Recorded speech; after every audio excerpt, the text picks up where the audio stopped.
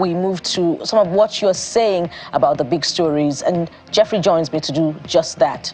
Absolutely. So, the one in focus is our colleague whose crime or offense is not yet known. We're yet to get clarity as to all of that. So all of this at the end of the day is what we're going to be talking about.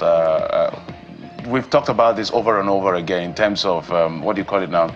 That we are in a democracy. We're in a democracy.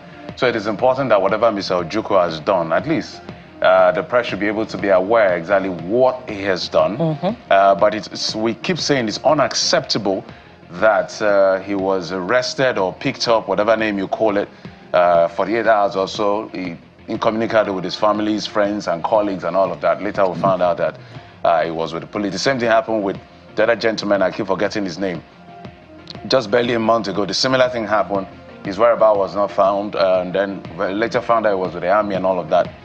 Those are Gestapo, all of those forms of arrest. It's unacceptable in a democracy because given the situation of the country when it comes to insecurity, anybody can pick up anybody. So if you're arresting someone as a law enforcement agent, the decent thing to do is to be able to say, look, we've picked up this guy for X, Y, Z reason, and follow through with the process, whatever it is, charge him, whatever it is. Follow due process. I mean, it's only clear. It's an infringement on his fundamental human rights when you hold him without justification, without a proper explanation about what his offense is. So we'll continue to say whether you're the police or the army or we thank you for your service, but it's a democracy. You have to respect the rule of law.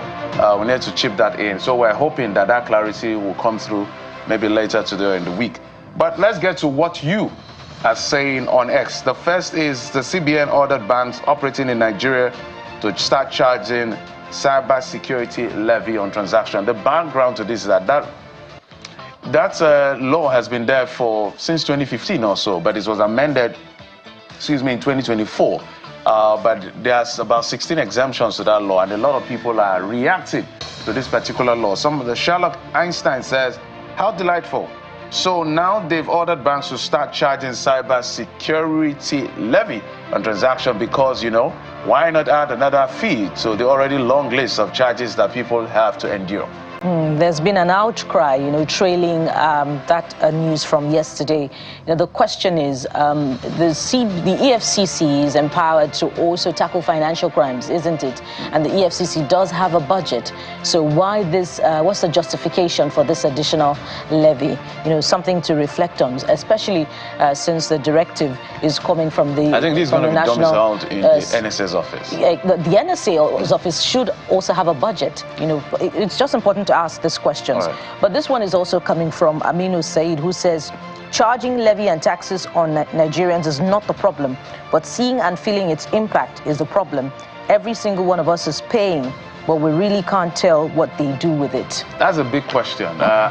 So many charges, so many levies, but we must say there are 16 exemptions. I can't go through all of the exemptions.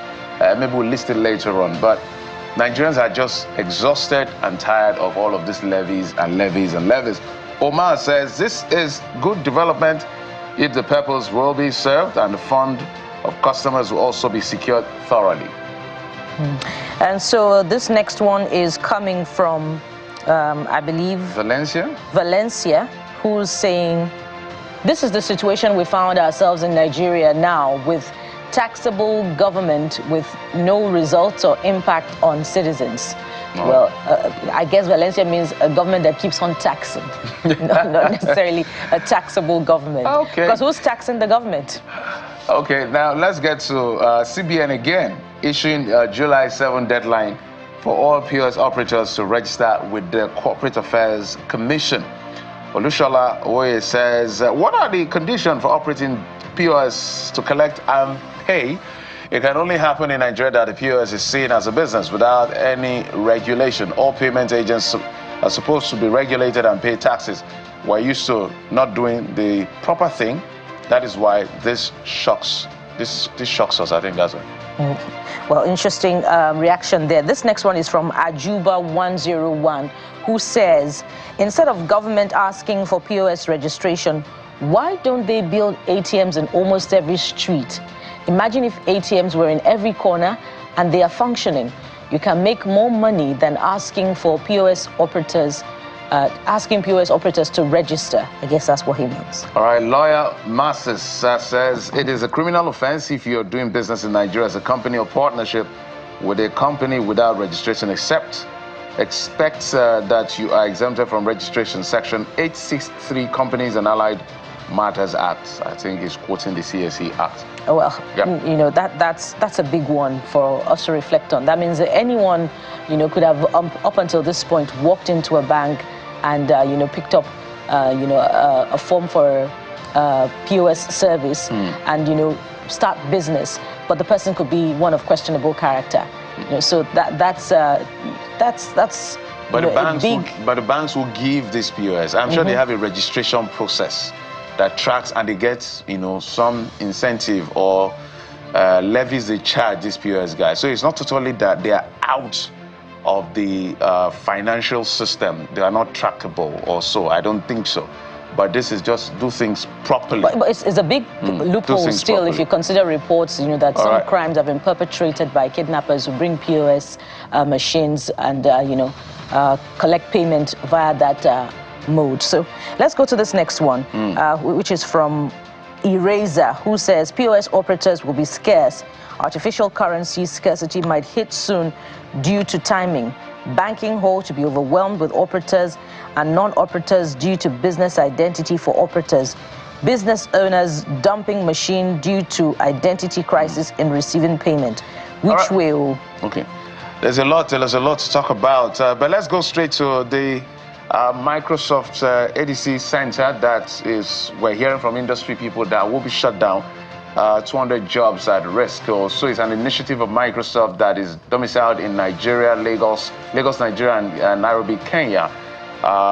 So Damilare says the annoying part is that when other businesses start panicking because of this, even proposed companies will pause and think twice. Well, and this one is from Joseph Olarinwaju, who says companies are leaving Nigeria. The government makes no steps to find solution to revamp this negative movement and to even create more manufacturing jobs. Nigeria, as a regional power, ought to be producing and exporting to other countries to boost her foreign reserve. All right, so there's a lot going on in the country. Let's also tell you that the House of Representatives has summoned Dangote, Boa, and other cement companies to appear within 14 days regarding increase in cement prices. By the way, where do you buy your cement? How much is it? Valencia Cute again says, remember Dangote was also summoned during Jonathan's administration regarding the hike in price of cement, but nothing came out. Rather, the price of cement lifted ASAP immediately after it was summoned, and immediately he produced 3x cement, is it 3 times cement, as he faces competition in the market with other producers of cement. Well, this next one is from Abu Gado, who says, government must also check the policies and the tax regime on private investment. Government initially owns most of the cement companies, but unfortunately couldn't manage it successfully, and private sector has taken over. So where will government be trying to detect now? I guess they're referring to the invitation such that they want to investigate the increasing price of cement. We'll see how that goes. But government has a lot to worry about, particularly with continuing divestment of businesses in the country. So, well, those are the things we're tracking for you. Oligopoly in the cement sector, people losing jobs, and well, there's a gamut of issues. But it's our country, we need to make it work. But that's the conversation. State of the Nation is next, right here on the Morning Brief. Join us again.